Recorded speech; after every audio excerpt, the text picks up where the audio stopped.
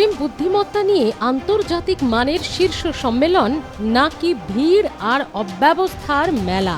দিল্লির ভারত মণ্ডপমে আয়োজিত AI impact summit এই প্রথম দিন থেকেই প্রশ্নের মুখে আয়োজকরা। রোবট কুকুর থেকে শুরু করে প্রদর্শনীতে চুরির অভিযোগ, ওয়াইফাই বিকল, অতিথিদের দীর্ঘক্ষণ গেটে আটকে রাখা, বিতর্ক যেন পিছু ছাড়ছে না। তার উপর নতুন বিতর্ক প্রদর্শনীতে দেখানোর রোবট নাকি চীনের তৈরি। সব মিলিয়ে এই সম্মেলন ঘিরে ঠিক কি ঘটল? প্রগতি ময়দান ভেঙে তৈরি হওয়া ভারত মণ্ডপমে সোমবার শুরু হয় এআই ইম্প্যাক্ট সামিট। সরকারের দাবি, উন্নয়নশীল দেশগুলির মধ্যে প্রথম এই মাপের এআই সম্মেলন আয়োজন করেছে ভারত। আগামী দিনে দেশের এআই প্রকল্পে আদানি, মাইক্রোসফট, ইয়োট্টা সহ একাধিক সংস্থা বিনিয়োগ করবে $10,000 কোটি।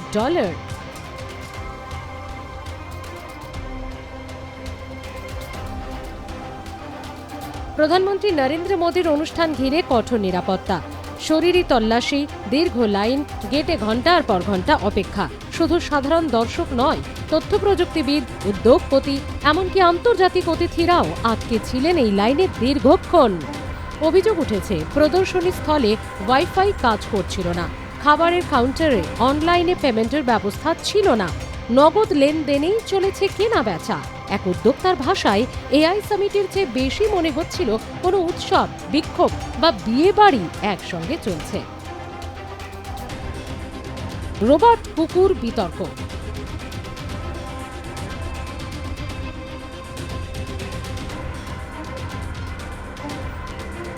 সম্মেলনের অন্যতম আকর্ষণ ছিল একটি রোবট কুকুর। কেন্দ্রীয় তথ্য প্রযুক্তি মন্ত্রী অশ্বিনী বৈষ্ণব নিজে সেই রোবটের ভিডিও শেয়ার করেন, কিন্তু পরে জানা যায়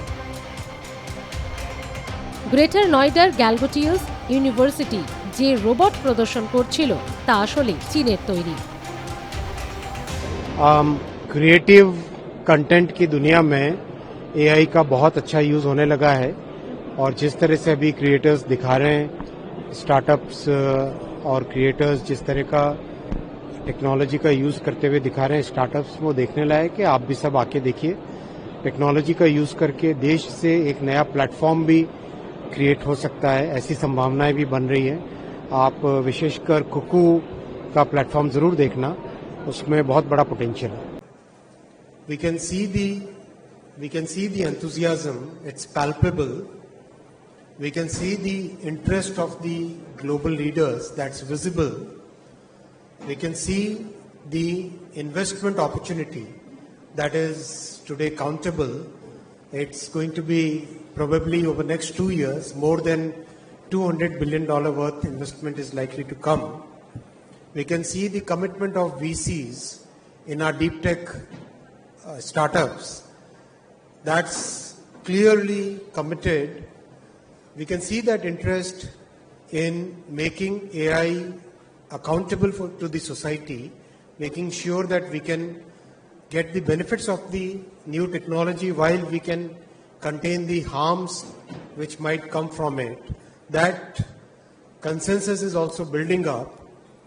So very happy to invite all of you to this AI Summit. We are, as you all know, the entire program is uploaded.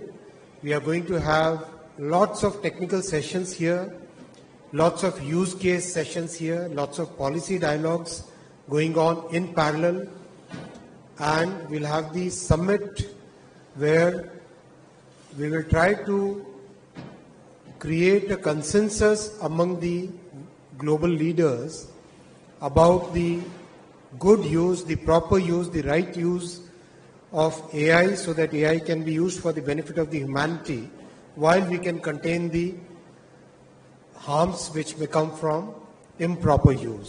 বিশ্ববিদ্যালয়ের এক অধ্যাপিকা দাবি করেছিলেন 350 কোটি টাকার প্রকল্পে তারা এই রোবট তৈরি করেছে। ভিডিও ছড়িয়ে পড়তেই শুরু হয় বিতর্ক। অভিযোগ ওঠে, প্রদর্শনীতে দেখানো কিছু ড্রোনও নাকি চীনের তৈরি। বিতর্ক বাড়তেই বিশ্ববিদ্যালয়কে স্টল খালি করার নির্দেশ দেওয়া হয়। পরে বিশ্ববিদ্যালয় সাফাই দেয়, ছাত্রছাত্রীদের অত্যাধুনিক প্রযুক্তির সঙ্গে পরিচয় করাতেই এই প্রদর্শন। মন্ত্রকের সচিব এস কৃষ্ণন জানান, শিল্পমেলায় প্রকৃত কাজকে তুলে ধরা হয়। আমরা চাই এক্ষেত্রেও তেমনটাই হোক। ভুল তথ্য প্রচারকে উৎসাহ দেওয়া হবে না। ये कहा गया है सर, पर ये हमारी तरफ से नहीं कहा गया है।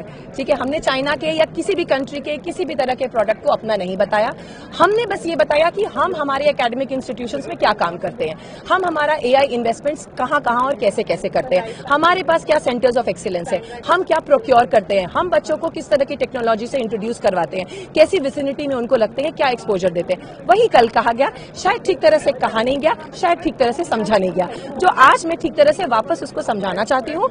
I apologize again if it has not come across in the way it should have come across, and I also humbly request everyone to also focus on what the university has been doing for the students. Galgotia की वजह से देश का नाम बहुत रोशन हुआ है sir, मैं पहले भी कह चुकी हूँ, आप आइए हमारी यूनिवर्सिटी, हमने देश को पैरालंपियंस दिए हैं, हमारे Shubhankar Mishra is a Galgotia alumni.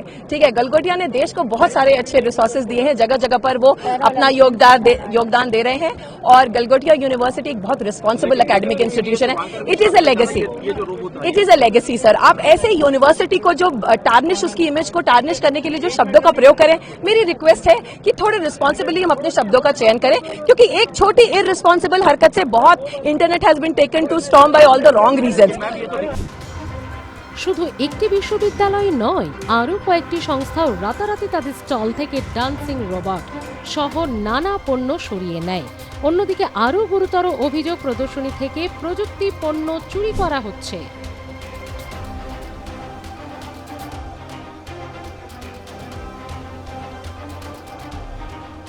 বিরোধীরা প্রশ্ন তুলেছেন, কেন আন্তর্জাতিক প্রযুক্তি সম্মেলনকে সরকারি প্রদর্শনীতে পরিণত করা হলো?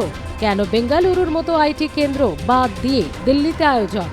রাহুল গান্ধীর অভিযোগ, ভারতের প্রকৃত মেধা এবং তথ্য ভাণ্ডারকে তুলে ধরার বদলে এই সম্মেলনকে প্রচারের চমক হিসেবে ব্যবহার করা হয়েছে।